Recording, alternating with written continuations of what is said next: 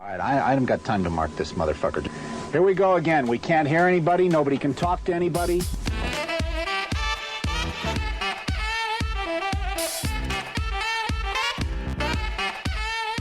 You guessed it, Pressure Points, with your two favorite hosts.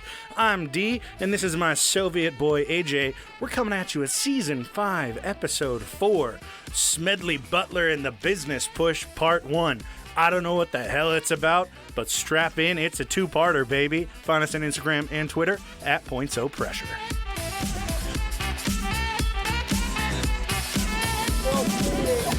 Well, turn the fucking thing off, you dumbass. Well, it's fantastic because no matter how many times we do this intro, you always sound so frantic at the end.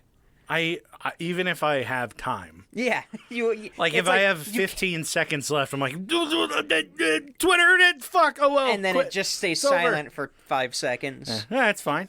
So, hey, welcome back. It's part of the...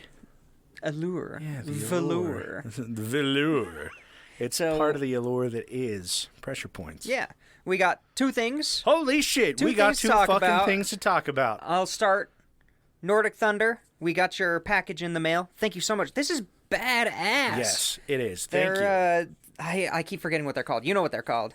Yeah, I do. What? Yeah. You're looking at them. Oh, cufflinks. Yeah, cufflinks. I keep forgetting cuff. I was like, they're links. I go bullet it's just the word. casings. I don't know why the fuck so you can't think of that. they're cufflinks made of ammunition produced in a Norwegian ammo factory for the Germans when the Germans were occupying. Fucking cool. Read the bottom they're of it. fucking Read the amazing. bottom of it. The bottom of Yeah, the bullet. read the shell casing. No, the lighting's bad in On this the good basement. one. Read it on the good one. They're what? They're both good. Yeah. Oh, it says RA 1943. Like, holy shit. It's some cool shit. Super fucking cool. Thank you so much. Like, sorry you had all the problems with fucking U.S. Customs. Well, yeah. Their shit. But honestly, I don't blame you for having issues trying to send that shit into the U.S. So, stupid as it is. But yeah, thanks, man. Yeah, thank you so much. Now we've got to get. Awesome. Now we've got to get a red blazer that we can hang up in the studio and put those cufflinks in it. No, we need to get a skeleton and put. It's a red blazer with bright yellow slacks. It all matches I don't know the what logo. you're referring to. No, I mean it would look. it would look good. It's the colors, the show colors. What the fuck is wrong? Oh yeah, with it you? is. Jesus. Oh my god, Yeah, I'm dying. Put it on I'm a so skeleton. sorry. Of course, he needs a fedora. I almost He or bought a she. skeleton. Well, I almost bid on a skeleton today. You should have. I know. But you still wouldn't have been on a $2 walk-in steamer setup for me. Shut the fuck piece of shit. Hey, I won the coffee or the traveling bar set from that auction I was telling you about. Of course you did. Fuck yeah. I'm not going to tell you how much it was. My wife isn't here right now, but I said I would only spend like $15 on it. I spent more. Well, But I'm not going to talk about how much. I got some bad news for you, AJ. I think she listens to this. She'll forget about it by the time she gets home. So, thank you so much. Like these are fucking badass. Yeah. Oh shit, sorry. Oh, I'm God. fiddling. Stop fiddling. And then this last week we met a fan. We made our one person face reveal, and that's all it's gonna be. Nobody's ever gonna see us except for him. Mm-hmm. Thank you, Thomas, for that was coming awesome. out and visiting. Yeah. We had a fucking blast with you. AJ and I have not gotten out to do anything since quarantine started. So, I mean, you were a kick-ass person to hang out with, and we really, really, really enjoyed. Yeah, we had a blast. Man. Send me some of your cream ale recipes. Yes. Oh yeah. And I will make them. I'll get an induction burner and I'll do it live when we're recording. Yeah, we'll just make sure that we have a CO2 alarm. We'll make sure we have a fan on. Yeah. So yeah, I mean, to anybody out there that doesn't want to rape and murder us, or if you just want to do both of those to us, and you're headed into Utah and you're over the age of 21, reach out and we'll go grab drinks with you once AJ decides to get a real fucking ID and we don't get kicked out of a bar again. So, I'm sorry. Hey, at least the guy in the second place did not ID me, so that's good. It's because he was having a bad day. Yeah, poor dude. Yeah. He was a trooper, though. So, it was a blast. I had a blast. If you're in town again, hit us up, all that stuff. And and I'll be sliding into those DMs on Twitter, dude. To anybody else, I hope you had a good week. yeah, I hope you had a fantastic week. Here we're back. It's Monday morning for you guys. Oh yeah, it is. After this, I don't know how that surprises you every single it does. time. So I'm currently drinking because after me this I too. get to go to the in-laws dinner. Yeah, no, it's not. That's not why I'm drinking. But I worked off the one burrito that I had, so this is gonna go straight to the dome. perfect, and then you'll drive. Yeah, man. Hell Delightful. yeah! You can fall asleep on my bed, couch. No, if anything, I'll just keep working on the basement. Yeah, you can. I got a light. I got the lantern. I'll leave my keys so you can lock it and then just stash the keys somewhere. I mean, I'll be out of here before then. You can also just go out the back door. I never lock I it. don't think there's really a lot that I can do in the dark Veem, veem, veem, veem. since we fucking blew a fuse. A fuse in the basement. All right, so I suppose we've wasted enough time, unless you have anything else. No, we still have 25 more minutes of banter. No, I'm Okay, yeah, No. we got to meet the quota. So, what do you got Sponsored for by? me? Oh, I figured out Raycon. Oh yeah, Raycon. We're not sponsored by Raycon. we're That not was a conversation from earlier. I just forgot what they were called. We're sponsored by Pressure Point's Patreon, which we'll talk about at the end of the show. Stick around at the end of the show to learn more about our sponsor. All right, so. Oh god, the keyboard just popped up. I don't want the keyboard. How do I get rid of the keyboard Stop on wasting time. iPad? Stop fucking Found it. wasting time. Okay, sorry. You're killing time. Sorry. You're killing me. So Smedley Butler and the business Putsch. That's not Push. Although you probably know that if you clicked on this I before didn't. this, but it's Putsch. Oh, I wrote Push. Wow, we need to restart. You didn't Let's restart. fucking tell me. Fucking redo the intro. You did the wrong push. Yeah, I was So involved. it's going to be a two-parter because it's a really big, big story. Kind of gets convoluted. It takes place in some very interesting time periods of U.S. and I guess just like the Americas history, North and South America. Okay, so Dabbles an in some interesting European stuff. time period that AJ's pointing at. I'm guessing 30s and 40s. Starts in 1880. It gets there though. Yeah, I 30s. figured. So, Hey, was there any? Oh well, no, never mind. all right. Smedley Butler was a dude. There you go. He was born July 30th, 1881, Truly moving. in Pennsylvania to a bunch of Quakers. Did I write your notes? Yeah, seriously. No, so he was a Okay. bit of a Quaker. They were a little bit disconnected from it at that point. So Quakers. Religious weirdos, kind of. Okay, I was just, for those of you who didn't know. Oh yeah, Google it. Yeah. I mean, honestly, there's some Quakers that are totally fine. Like the guys there's that make the some, oats. No, I mean like the children's hospital people, and yeah. So just some religious stuff. His father, you're gonna hate this guy. My entire first episode is to get you to hate Smedley Butler. My second episode is to redeem him slightly.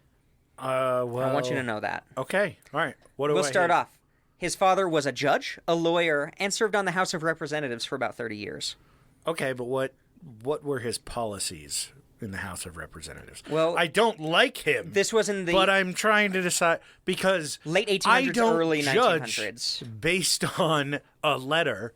I judge based on the fucking demeanor of the man. What do you know about all of the little wars that we had in the at the end of the 1800s and early 1900s? I know that they all had really racist titles. And That's because I told you one of them. A lot of them were over goods and trade routes. So, he went to a rich kid's school. What? No. He played sports. He was the captain of the baseball team. The lawyer and judge went to a rich kid's school. He was the quarterback for the football team. He did it all. I already hate him. He dated cheerleader Stephanie. He lost his virginity at 15 to a 25-year-old. But it was actually to his uncle at 9. He just didn't tell his friends about that part. Oh, We gotta include trigger warnings in each of our fucking things. Listening to this podcast is a trigger warning. Yeah, this so. is true. So he ended up leaving school a month before he turned 17. So technically it was like his first So he was a year dropout. of high school. No, I'm just kidding. I wish he was a dropout. Graduated No. early? He left school a month before he turned 17 to enlist as a Marine because the Spanish-American War was just starting. Okay. So Great. his dad was pissed and was like, "No, you need to like actually get your diploma, whatever. You need No, to graduate." you're supposed to tell them that you have gout. Yeah. But the school, because of his father's influence, gave him a diploma, specifically mentioning Oh my God. that although he did not meet the credit requirements, they were fulfilled by other credit. So he Yeah. got his diploma His dad's credit. 2 years early Oh my God, dude. because of his dad. So, great guy. Okay, so fuck this guy so far. Yeah, and we You're go... doing a good job. Thank you. Yeah. We go directly into the Spanish-American War, which I'm not going to talk a lot. There are a bunch of wars and like little military shit that I'm not going to talk a ton about. Do you want me to do a quick blurb of it? No. Okay. We're just going to go quick. So, Okay. in 1989, he lied about his age, and he got a direct commission because of his fancy school and his dad to second lieutenant of the Marines. Oh my God, bro. He started his career as a second lieutenant. Wow. He... Who would have thought Yeah, right? that this piece of shit would have gotten ahead in life? Quit fiddling. Oh, no, it's a string. I see it. It's okay. So he I just ding ding ding ding ding ding ding bing bing bing bing bing bing bing bing. So he went to Guantanamo Bay in Cuba. Didn't really see a lot of action. He was there Sure. It's Guantanamo Bay, dude. in 1898.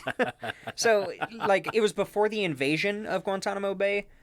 And before that, he basically went back to the United States, was on garrison duty, and then he got put on an armored cruiser for 4 months. Dude, honestly, my vacation dream is to go waterboarding in Guantanamo Bay. Yeah, right? Unless you know what that is. Then you don't want to do Then you that. don't want to do No. that. But I don't know what it is. It's like so my it sounds favorite. great. It's my favorite joke for people who are out of touch. They're like, Oh, yeah. You're like, no, you're a fucking idiot. And so am I for making that joke. It's fantastic. So, yeah, he basically cruised around on a ship for 4 months. Not just on a ship. An armored cruiser. No. The USS no. New York. No. Smedley Butler didn't just cruise on an armored cruiser. Smedley Butler cruised through, like, any hurdle in his life. Okay, yeah. Piece of shit. Just wait. I hate him. Just wait. You could have said You're gonna hate you'd him love more. this guy, and I would still fucking hate him. Towards the end of the war in 1899, he received a commission to first lieutenant, despite never seeing combat. What the fuck? Oh, yeah. Now I really want this guy to see combat. So now it's 1899. Okay. The Philippine-American War starts. Good year. Good year. He was sent to Manila on garrison duty again, so he just stayed in a base. What? No. Yeah. He actually became a drunk out of boredom. Oh, my God. And he was temporarily relieved of duty after an unspecified event in his room. Have you seen the TV show Catch-22? He was relieved of duty after an unspecified event in his bedroom. I'm pretty sure he choked a sex worker. Okay. That's my guess, but I have no evidence for that at all. But in Catch... I was going to say, how angry would the Kellogg family be at him for this event? it would have to be way worse than that. Do you He's know a what? Marine. Do you know what happened With the for Kellogg his family? unspecified? Nope. In official records, it just says unspecified event. He was kissing his roommate. I think Oh my God, you're getting robbed. that's fine. Oh my God! Ah! My wife is outside the window being a creep. No, it was a ghost. I mean, it was a ghost. It was Smedley Butler's ghost. Smedley Butler, no! So yeah, I don't know what it was, but it had to be pretty damn bad for Daddy's boy to get reprimanded. I think he was kissing his... He and his roommate were like, hey, we haven't seen girls in a while. Let's exchange one smooch. You think First Lieutenant One smooch. Smedley Butler had a roommate? No, he had a beachfront fucking bungalow. Okay, for his, well then, you know. he brought someone and he said, listen, I'm first lieutenant. Let me guess, a kiss. That's what he did. Yeah, but I'm pretty sure it was like an indigenous person. You're not going to find this on the internet because I know about it. I was there. I actually have researched extensively on this topic. Smedley Butler was experimenting. I could just hear that fucking gurgling. Oh, could that get through? They're It'll not probably they're be not cut. going to get it. It'll get cut. But yeah, my guess Yeah, something is, was happening. Yeah. And he was drunk as hell doing it too. Oh, he was. Oh yeah. Yeah. That's So my then- guess. He was put back into active duty, and he finally saw combat in 1899. Thank God. He led, never been in combat before. He died in early 1900. No. So he, while never having been in direct combat, led a group of 300 Marines. Jesus. Yeah, and can you fucking imagine being led by somebody that's just like, yeah. Let's go. No, let me tell you even more. They only lost one dude. Really early on, his commanding officer was wounded, and he panicked for about 10 minutes. What? And then he got his shit together and was actually led fairly well. So he was basically led by, his battalion was led by one of us. Someone who would have an anxiety attack about their boss dying and then having to lead people into battle. Wounded. He didn't die. Oh, well, regardless. Yeah. They ended up... Yeah, they stormed this city in the Philippines, and they only lost one Marine. It's not mentioned how well armed the native Filipinos were at this time, which, let me tell you, was not well. They fucking massacred them. No. Yeah. I just looked up what Smedley Butler looks like. I have a better idea. He kind of looks like Don Knotts. He looks like the rich villain in a 1950s movie. Yeah. So then... That's all the action he got, was that one event. He met a guy. He became friends with some dude. No. I was like, I knew it! Commander, I think it was Littleton Waller. Uh-huh. Littleton Waller. I'm pretty sure that's what it is. It might have auto-corrected. And this guy was a commander, and this guy was getting together a team to go to Guam, and he was like, okay, you can choose 5 commissioned officers to, be your commanders. Okay. And... Butler was one of them, so they were packing up, getting ready to go to Guam, and the plans changed. Uh-oh. Because the Boxer Rebellion broke out in China. Ooh! Do you know the Boxer Rebellion? Fighting Jew of Newark. No, yes. no, not yet. Oh, damn it. In China. You told me a while back about it involving Nat Arno. Sorry, we get there at some point. I just got very vaguely. I heard boxing, and I was like, oh, shit, this is my time. I know something. Very vaguely, probably on the second. I don't. The next episode. The Boxing Rebellion. Boxer Rebellion. Boxer Rebellion. What is it? Happened in 1900. Okay. I'm not going to go a ton into it. I'll just give you the quick things, because I want to do an entire episode on it. Yeah, no, it would be cool. Because I've never heard about this. But basically, a bunch of peasants in China were creating an uprising against foreigners. They were like, no foreigners, let's murder them. And then... Turns out there's a secret society called the Boxer Society, I think it was, and a secret Chinese society who backed them up. Okay. And because of their connections, got the upper levels of government involved to back up the killing of all the foreigners. Jesus Christ. Who would have thought? Yeah, right? It's really convoluted, really cool. So I'm excited to go into that. But I'm writing it down so that we don't forget. No, I've already got it on mine too. So he was involved in the Battle of Tientsin. Yeah, I actually said that right. Good job. You did it. We're getting better. This is Fancy. proof. Proof is in the paperwork. So there were dozens of countries who sent troops against this rebellion because there were dozens of countries who had foreign, potentially business interests in China during this time period. So this guy, Butler... He saw one of his Marines get shot. He wasn't even a commander, I don't think, at this point. Not like the main guy like he was before. But he saw his bro get shot. He goes out, climbs up, grabs the guy, and he gets shot. Oh. And then somebody else climbs up and goes, I'm going to rescue you now. Shot. Picks him up, starts dragging him back, gets shot. So he was basically just going against a fucking, Call of Duty camper. Yeah. This dude's just like, oh, these idiots are going to keep feeding? Fuck okay. Yeah, raise that KD, baby. Yeah, so then, even though he was shot, he ended up saving the last guy who went to save him. They're just doing a shot fucking, what is it, the mambo? Or what is that? What? The one where you put your hands on the person's hip in front of you. A conga line. Yes. Yes, a conga line of rescues. And because of it, he got promoted to captain. He got shot in the leg. Oh. He got promoted to captain. God. And he was nominated for the Medal of Honor. Oh, God. But really? Officers weren't eligible for it. But he probably would have gotten it if they were. Okay. Yeah, wow. for that. Man. Now we're going to move on to the That's all of his major involvement in the Boxer Rebellion. Now we're in the Banana Wars. This is where it gets to a topic that I love learning about, but it's so convoluted I can't figure out how to do it. Bananas? On our show. Yes, bananas.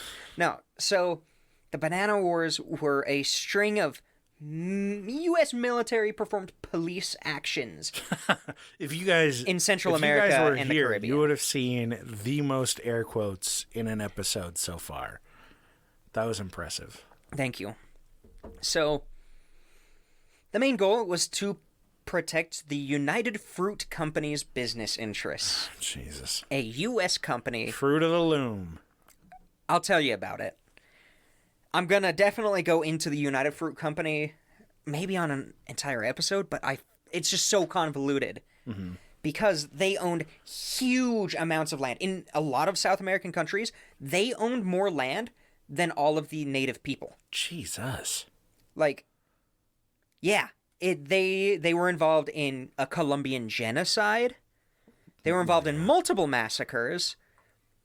And basically, the U.S. went to South America, Central America, and the Caribbean to protect the United Fruit Company from democratically elected governments who were trying to break up their land holdings.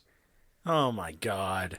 Get the fuck out. Yeah, the entire thing was like, oh, well, we elected this guy, and as president, he's saying that large companies, he's going to put down laws where large companies can't own over this much land. Jesus Christ. And that land would be given back for free to the locals so that they could farm and produce a living for themselves and not be indentured slaves to the United Fruit Company. Fuck you, United Fruit Company. So then they sent in the Marines. Yeah, God, and he was involved in this. Like, also, that company is now called Chiquita Brands International. So, like, Chiquita brand bananas, avoid it. Chiquita. I'm looking them up. What else do they make? Keep going. Any fruit, really. So just be careful about where you get fruit. Most of the fruit that you're going to get in the store in America is going to be from a company like these guys, if it's not these guys. They had a monopoly for most of the 20th century on fruit in like Central America. Let's see, where is it? Oh yeah, and they fucked over the environment forever. Still do. Have you heard the term Banana Republic? Not the store. Oh, I've heard it. I want to say that the store called Banana Republic, that is hugely insensitive. I was going to say they probably have no clue as to what they're like dabbling on there. A Banana Republic is like an unstable, usually dictatorship or authoritarian government that was purposely set up so that the land could be used by U.S. farming corporations where basically the only thing that they produce is exports that go to the U.S. So at any time, we have full control over them. Jesus. This became our foreign policy from World War II on, even though it started well before. But our entire foreign policy from World War II it was just exploiting exports. Is doing this times 100. Was Banana Republicing. Good. Yeah. Because, yeah, exactly. Lots of political unrest, lots of massacres, a couple genocides, especially one of my favorites. I think Klaus Barbie is involved with this one. I don't know if you should have a favorite genocide. That's fair. I said one of. I don't think you should have multiple favorite genocides. Well, so in Colombia, this is going to be really quick off the cuff, not well researched. But basically in Colombia, there was a fruit company. I'm pretty sure it was United Fruit Company. Mm-hmm. And the people democratically elected a new president who wanted to break up land holdings. The U.S. said, fuck you, but we can't really send in our Marines like we used to. So... What year was this? Post-World War II. Oh, okay. 50s, I think. Oh. So instead, they sent in U.S. Special Forces led by a man named Klaus Barbie, I'm pretty sure. Mm-hmm. God, now I'm going to fuck that up if it's not Klaus Barbie. That's fine. Okay. Hold on. I'm gonna say ignore the name. We'll amend it. Yeah. Ignore the name. Led by the more important part, an ex-Nazi that the U.S. picked up in Operation Paperclip. Okay. He went in and basically, with the U.S. Special Forces, trained these rebels in warfare. Okay. And it led to a genocide. Oh, my Lord. So, not a good thing to be part of. Nah, totally great thing to stand behind and fight for. Good old Butler was involved in that. So then around 1903, I think I've got the thing wrong. Okay, yeah, he was in Puerto Rico because there were rumors of a revolt. Okay. So normally when there are rumors of a revolt, you go there and you protect or help assist the local military and you send your best man Smegma Butler to go take care of business. Butt boy. Yeah. Smegma Butt Boy. Smegma Butt Boy. And that's what most of the world does. Title should have been. It should have been Smegma Butt Boy. I don't think people would click on it. Google would probably censor it. I don't know. Pretty sure Google would. When the Marines get sent in during this time period, it's only to protect U.S. diplomats. So they basically went town to town, ready to shoot, and I quote, everybody and everything that was breaking the peace. That's from Butler. You just sneeze in the wrong place. Get shot. You're fucked. So mostly they found little, just quiet villages. Nothing was really going on, but they arrived in a town of Trujillo, and they heard gunshots. And they're like, ooh, we get to kill some people. God. So they go for it, and they find that there's been a battle raging for 55 hours between rebels and the incumbent government. Jesus. The fighting stops as soon as the Marines show up, because they're like, we're outclassed and outgunned. Yeah. Like, we're not doing anything. So the Marines go directly to the U.S. consulate. They find the diplomat who is hiding in in rafters, wrapped in an American flag, so that if he dies, they're like, oh, this is an American. Yeah.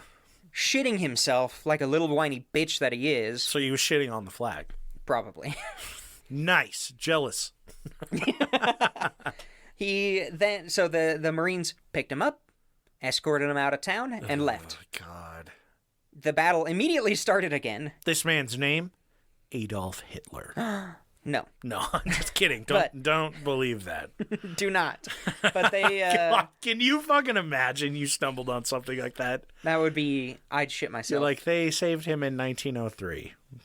Bad news bears. So, eventually those rebels overthrew the government. Hell yeah. Which is good, but it's also the exact opposite of why they were down there in the first place. But they didn't care. They got their American diplomat out and said, fuck you guys. He also got a good nickname during this time period because he was suffering from some type of unidentified tropical disease. So he was called Old Gimlet Eye. Old Gimlet Eye. So his eyes, because of the disease, his eyes were bulging and bloodshot, like horrendously. Oh, God. He wasn't suffering from some weird... syphilis or something. Homeboy had fucking pink eye. Let's be honest. Eating too much ass. Yeah. So, let's see, where was I? Oh, yeah. Old Gimlet Eye. He was also known as Maverick Marine. Jesus Christ, dude. I really wish that I had just a kick-ass nickname like that. Yeah, right? Even if they called me Old Gimlet Eye, I'd be like, okay, I can roll with this. Let's see. Old let me Gimlet check the time. D. Okay, this is going to be perfect. Perfect timing. I got about 15 minutes left. Old Gangrene D. You should start calling me that. Old Tiny Dick is what I'll call you. Oh, damn it. Old Tiny D. I want it to be fake, not realistic not and authentic. Hurtful. Yeah. So in, after that, I don't have the exact date, early 1900s still, he was finally sent home. Oh, finally. He immediately got married. After years and years of painful volunteering, war and torture and two actual fights. After years at sea and hardened kind of in battles. Basically somewhat. Staying at a Marriott. Yeah.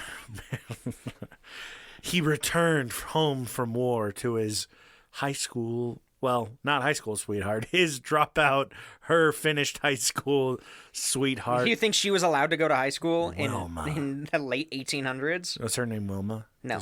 I didn't even put down her name. Damn it. She's so inconsequential to this story. Wow, not cool. Yeah, right? You're lucky You're lucky that I don't have a game show episode ready. Or else it would have been about that. Well, I'm glad you don't. You and about 200 other people. Yeah. No. So, yeah, he got married. He had 3 kids.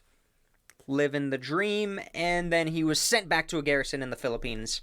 To a very isolated outpost. So he was sent to Hilton Hotel in the Philippines. Pretty much. So they got to the point where they were like really low on supplies. So he had to do like this perilous mission to go get supplies. But it wasn't really that perilous, it seemed like. In 1908, for some reason, he had a nervous breakdown. Of course he did. It's because he was trying to pull Catch-22, man. What? The whole premise of the like Catch-22 in wartime is that like. Oh, I thought you were talking about the TV show. No. You need to watch it. Basically the same thing. I've seen the first few episodes. It's worth it. But slows down, but it's the worth idea that like if you're crazy, you don't know it, and you want to go fly, and so they'll let you fly, but you shouldn't fly because you're crazy. Mm-hmm. And you don't want to fly, so you're trying to seem crazy. Yeah, but they know that you. But they know you're trying. If you're crazy, if you're trying, you want to fly, exactly. but you don't want to. Yeah, it's a great show. He found a good way around it. They believed him. He was given 9 months of leave, where he went back home and managed a coal mine. Fucking bitch. Hung out with Wilma and managed a coal mine. He didn't even have to go into the coal mine. He just managed it. What an asshole. Christ. So, as you're getting the vibes of, this guy's kind of like an upper-class asshole. Like Kind of. The fuck out of here. He is.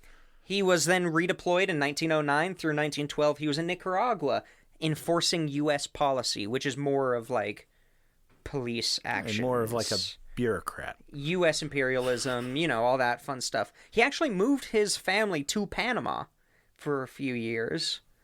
Where he oversaw the building of the Panama Canal. No, not yet. Almost.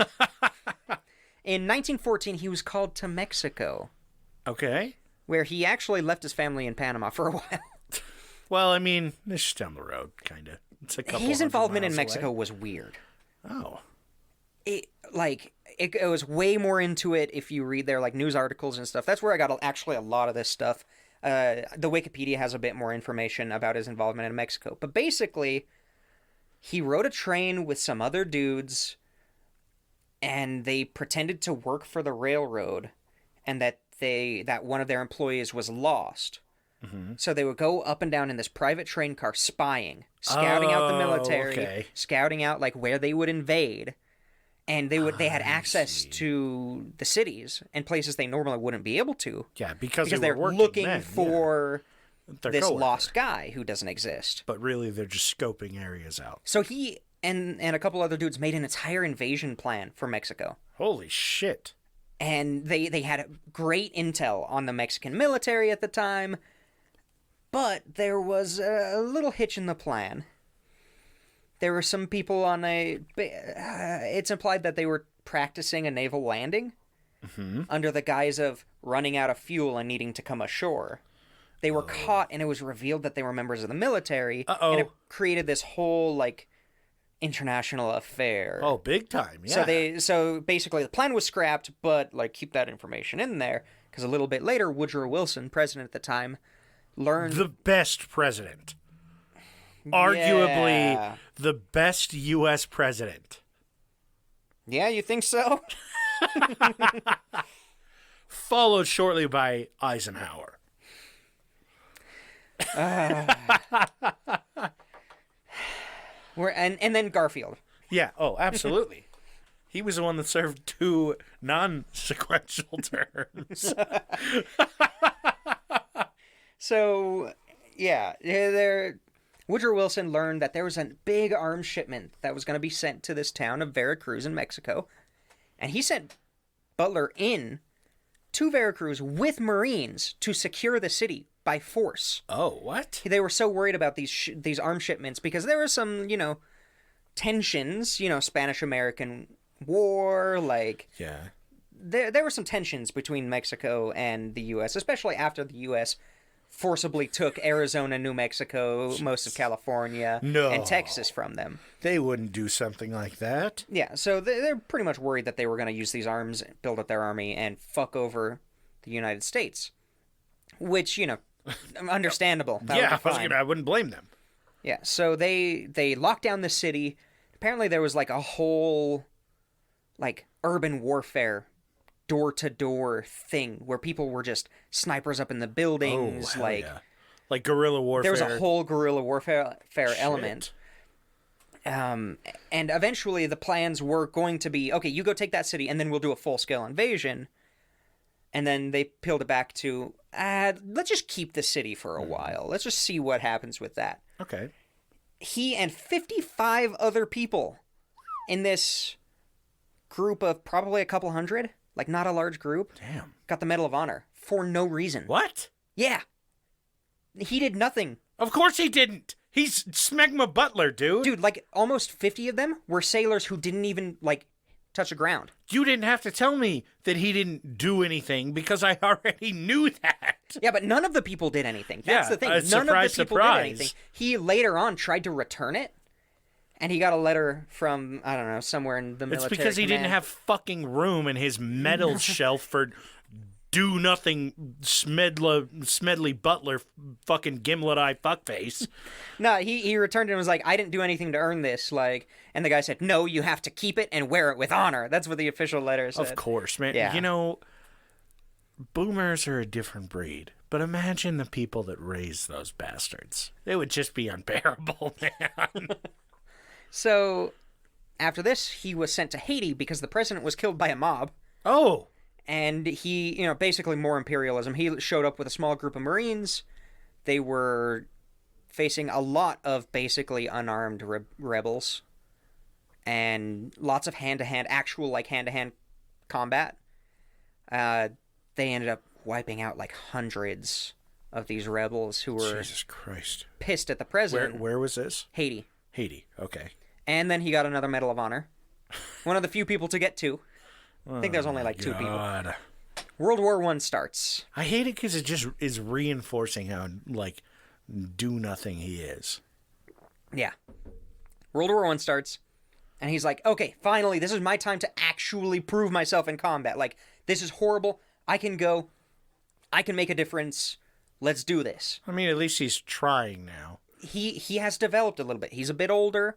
He's had some world experience. Well, he probably has imposter syndrome because he's every time he gets home, he sees that award shelf, and his wife is like, "Oh, honey, the war hero," and he's like, "Fuck." My favorite part of this dude is that when he was in public, he would swear, which during this time period, nobody did that. Oh yeah, you don't swear. And what's going to happen? They give him another Medal of Honor? Yeah, exactly. Fuck. So, we'll go into his personality post his military career later. I just thought the fact that he was involved in so many wars and confrontations was really interesting. As such a high-ranking official too. Yeah, it's pretty fancy. So he writes to the war effort and he's like, "Hey, I want to be on the front line. You don't even have to make me a commander. I'll do it. Just somebody fucking kill me, please." He was deemed unreliable, and he was not allowed to go to the Western Front for some reason. It's because he wanted to be on the front line. It's the catch-22 shit again. Is that he says, "Hey, I want to be in the front line," and this guy's fucking nuts. We can't put him in there. So they say, we'll send you somewhere else in the third to front line. It kind of goes into some of the stuff that he was doing at some of the other places.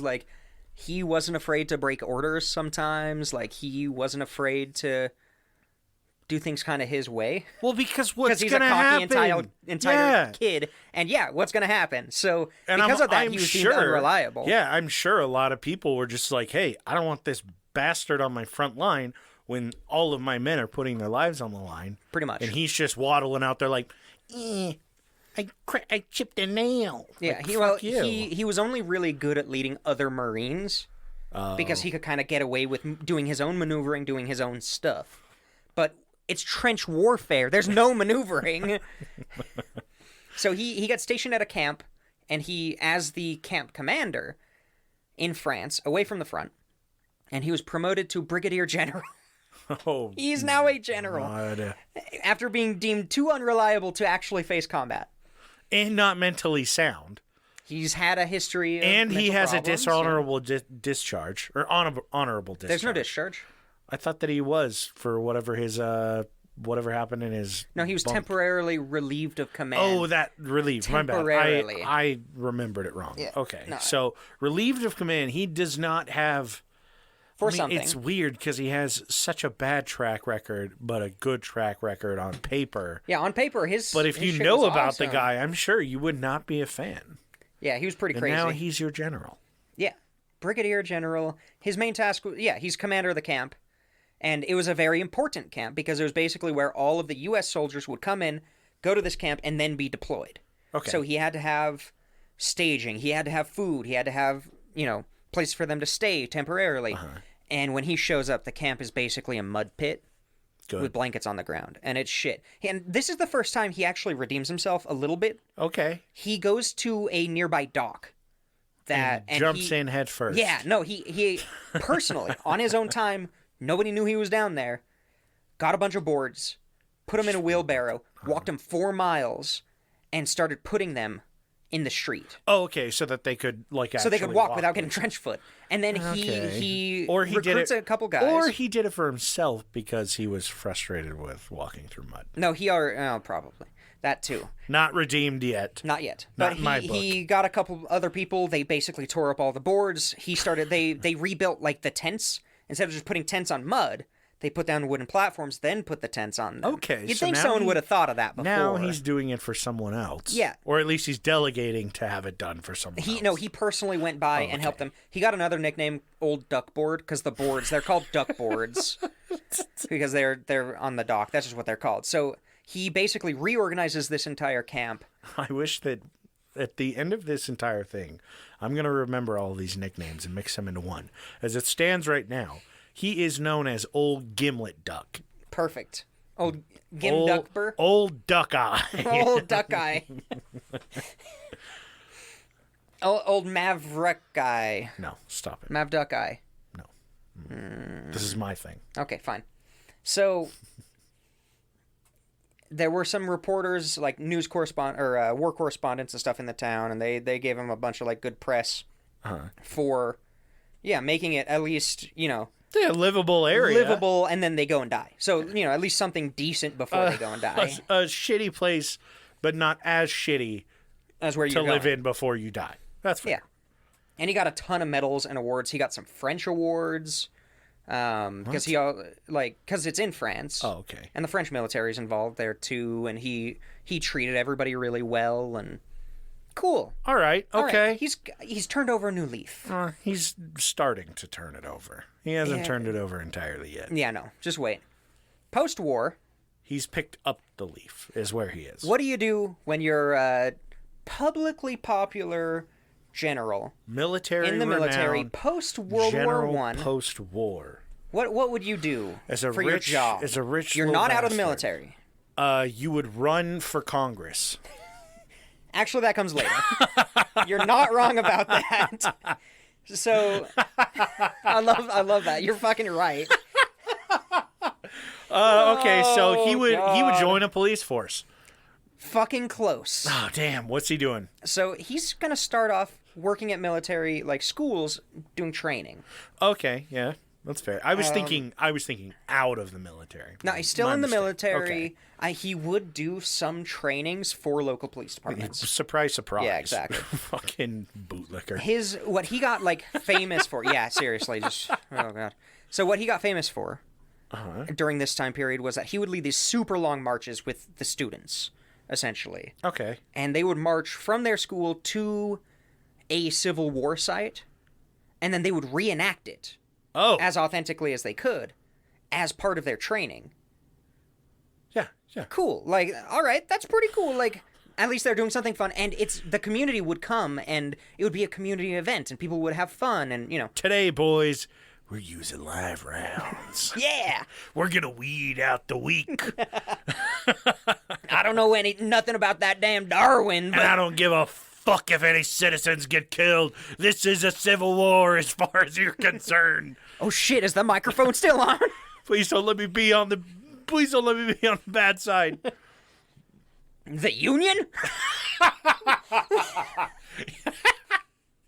You Yankee fuckers. I just imagine him looking like the guy in Full Metal Jacket right now. Have you seen that? Oh God, I don't know. I don't think so. The guy at the camp in Full Metal Jacket. You look like you could suck a golf ball through a garden hose. Have you seen that? No, I don't think I have. Oh my God, we need to watch Full Metal Jacket. All right, let's watch it. Yes, you would appreciate the fuck out of it. Just so you know. I'm surprised you haven't seen it. I don't do. You also don't do movies. I love movies. Yeah. I just don't seek them out. I got you. Sweet. All right. So during one of these Civil War reenactments, he was approached by a farmer because they would march out. They would do actual like military training, and then they would reenact stuff. So during some of this training, in 1921, at this point, a farmer said, "Hey, over there, that's where Stonewall Jackson's arm was buried." And it was like, "You're full of shit. The fuck are you talking about?" And he basically said, "I'll take an entire group of Marines and we are going to dig in that spot." Oh, God. So they did. And they found a box with an arm in it. What? Yeah. What the fuck? Apparently it was Stonewall Jackson's arm. It was a wooden box. So they replaced it and put it into a metal box, reburied it, and put a little like, oh no, a marker to it, and there was a metal plaque on it. Okay, so they did put a marker there. I thought they were just like, well, they weren't lying. Let's cover this up. Bury that bitch back up. Yeah, so the plaque, the original plaque isn't there anymore, but you can find the original plaque in a museum nearby. But I was like, that's such a weird story out of nowhere that, okay. God. He just sends everybody on a fucking treasure hunt, basically. Yeah, so that was 1921-ish. Okay. Let me take a little sippy sip. Same. Oh shit! I gotta clear this up in like 5 minutes. Okay. You're good. Actually, I'm pretty close. So you actually got 25 until you've really got to go. Well, yeah. So Philadelphia during this time period, prohibition's going on. Imagine Nat Arno. Like that time period with the mobs, with the corrupt cops, dude, with the fucking roaring 20s, baby. With what year? Drugs. This is in the early 20s. Oh, hot. I fucking love the 20s, dude. Oh yeah. So Philadelphia was so corrupt that the mayor and governor and all these people were like, "We need to get a director of public safety." Boo. To do something about these corrupt cops. Oh, okay. Yeah. It was actually corrupt cops and corrupt firefighters. Firefighters would do protection rackets where they would basically say, "Wouldn't it be so bad if your house were to catch on fire and nobody would come to put it out?" This reminds me of Gangs of New York with the fucking firefighters gang. Never saw it. Oh my God. So you're killing me, AJ. I know about some of this stuff though. So his daddy got him the job to clean up the city. He's still technically in the military. Papa Butler. But his side job is now Director of Public Safety for Philadelphia. Okay. All right. He's cleaning up the police force. There are 4,000 cops in the city. Okay. Horribly corrupt. Lots of profiteering. Lots of racketeering. Well, it's Philadelphia. What did we expect? Lots of like protection schemes, all that stuff. He got all 4,000 cops and met every single one and told each and every one that I'm personally assuring you that shit is going to change. Damn. Okay. And he was every single cop. So he specifically did not have the fire. He did not have the power to fire corrupt cops. He would just weed them. So instead what he would do is he would move the cops into different areas. Well, fucking figures. So nothing's different than how it is now. No, it completely disrupted the protection rackets. Because they couldn't go and visit those shopkeepers that they built up that relationship to. They'd have to start over with each shop. I mean, every time they come through. You're not wrong, but he's just basically spread out the corruption to different departments. The corruption was the same concentration. It was just basically he would continuously rotate them, and make it so fucking annoying to do work. I thought you were saying he would just shift them out and send them to a different place. I was like, what the, no, it's constantly rotating. Okay. Frequently rotating. Yeah. That makes sense. I thought it was just, oh, yeah, you'd ship them to Wyoming and anywhere that needed cops. And I was like, that's what they're fucking doing now. Like anywhere with a homeless population? Yeah, god damn. Jesus. So... Did you see the walkthrough of New York City? Of the cop that got killed? No. Oh, we'll talk about it after the show. Okay. Within 2 days, he had organized 900 raids on brothels and speakeasies. No. Brothels, oh no. Speakeasies? Oh no. I know. My favorite part, though, is he did not take this job politically. He even targeted the Ritz. Like, put it on the Ritz. Putting it on the Ritz. Yeah, like, he would also target where rich people were going. Putting rich the choke on the Ritz. So, obviously, rich socialites hated him. Oh, I'm sure. Because he did not care if you were rich or not. We just got our fucking clickbait title right there. Rich socialites hate him. We need to run an advertising agency. No, we shouldn't. Yeah, that's true. He started going even more heavy-handed at this point. Okay. He started to create military-style checkpoints across the city. So people were like, you have no reason to be stopping me at these checkpoints. Yeah, what the fuck is he doing now? It was to shut down, like, you know, what are they called? Like rum runners. Oh, okay. Well, fuck him. I'm back to hating him. Yeah. Fuck this guy again. This one is like he did some decent things. He also did some not great things, like he started giving cops shotguns, sawed-off shotguns, so that they could, and I quote, chase down bandits.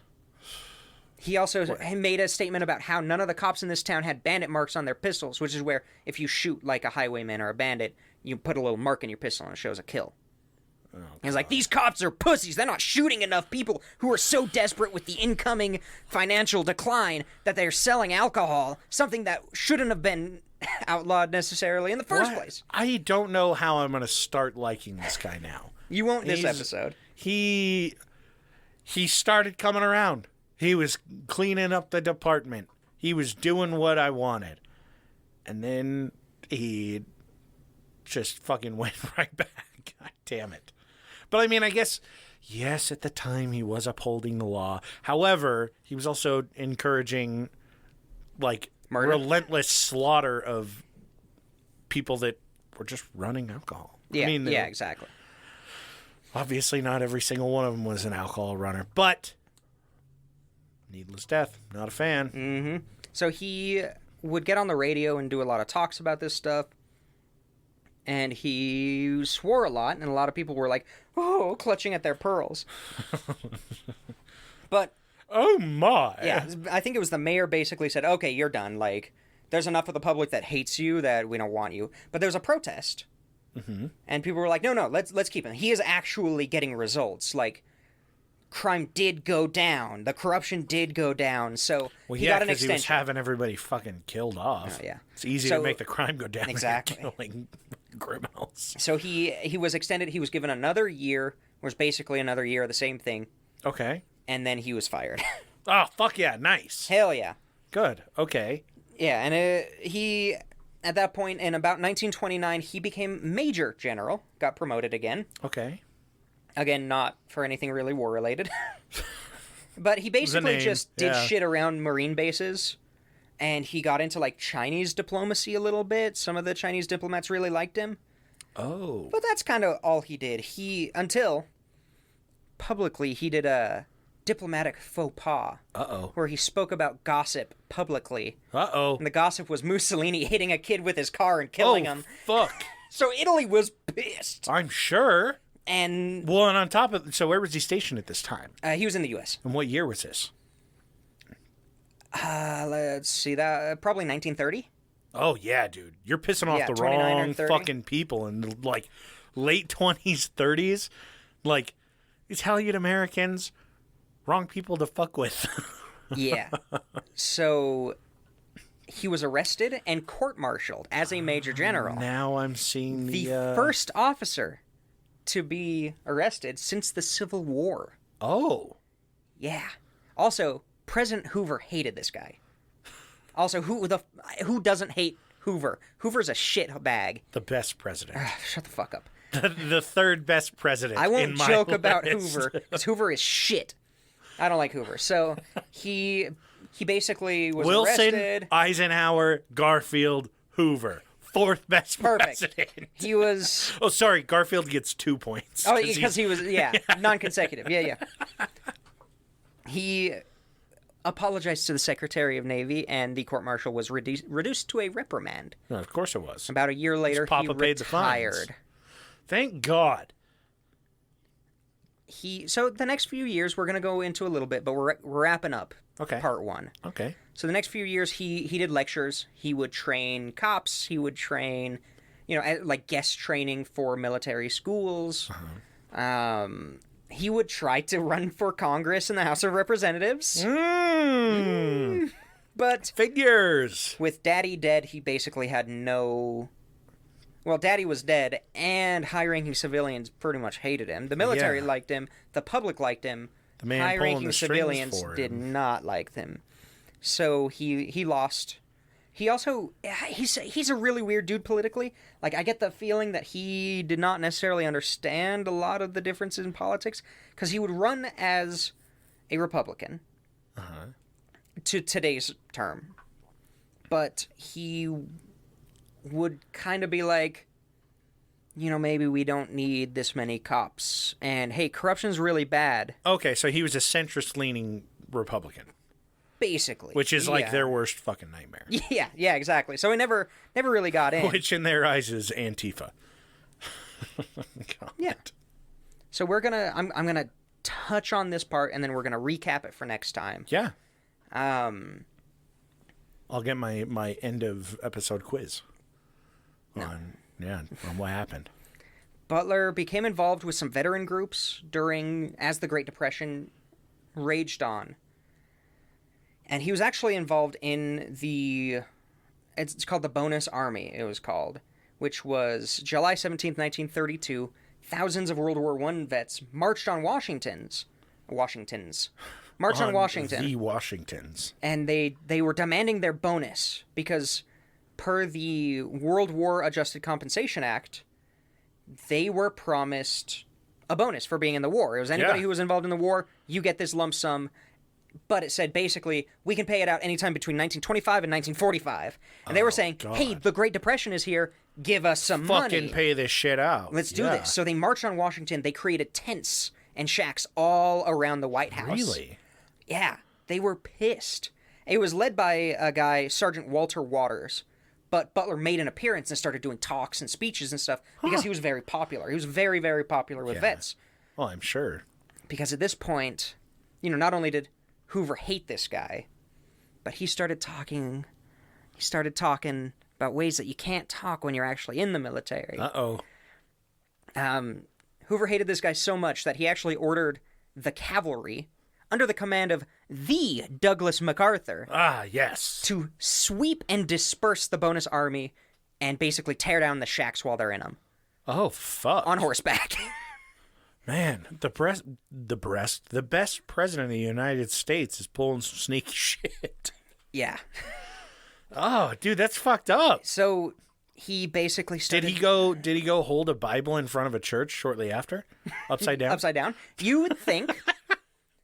But instead, he started talking about how he spent 33 years working as... Let me find the direct quote.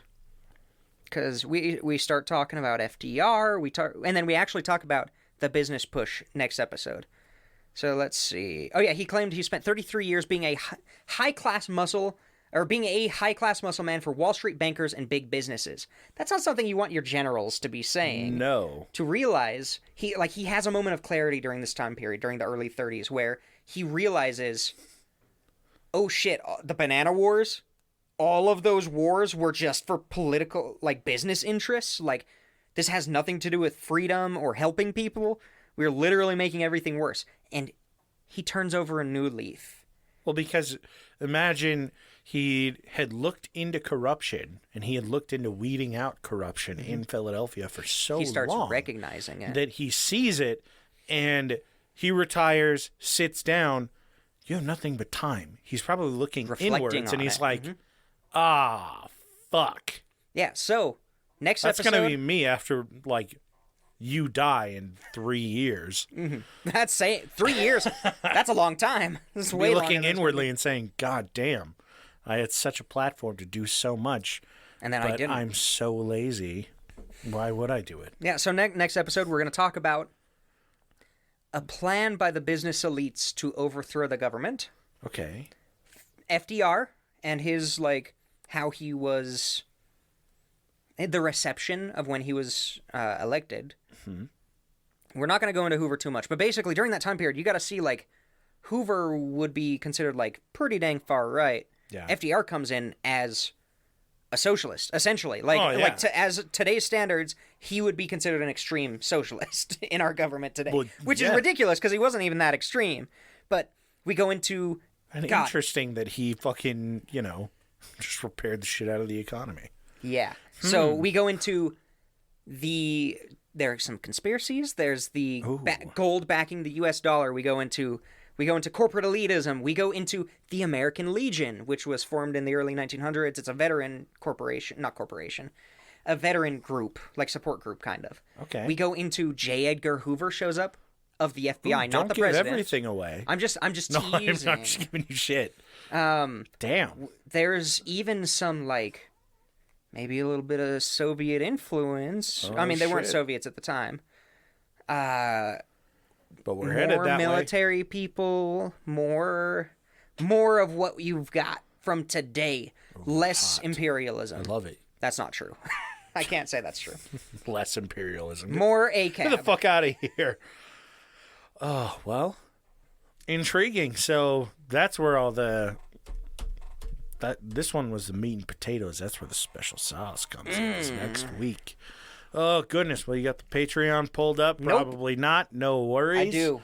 I'll burn some time. Nope, I got them. Abby, AJ's Third Nut, Lindo, NSA Isn't Real, D's Nuts, Nordic Thunder, Toddle Waddle, Dark Runner, Haley, and Casey McFacey. Thank you, thank you, thank you. Thank you guys so much for, you know, helping us. Yeah, supporting us. Yeah, paying for our hosting. Like, yeah. I know I say that, but, like, it's a big deal. It's expensive to run a podcast, so. Yeah, really, though. And huge shout out to any of you who have reached out, who have supported us otherwise. Yeah, just fucking keep us in your thoughts and prayer. No, I'm just kidding. Keep us in mind when you find something interesting. Yes. As I always say, send those suggestions for music, movies, books, anything you can think of, articles, whatever the fuck. By all means, let us know, and find us on Instagram and Twitter, and we'll catch you guys next week. Bye.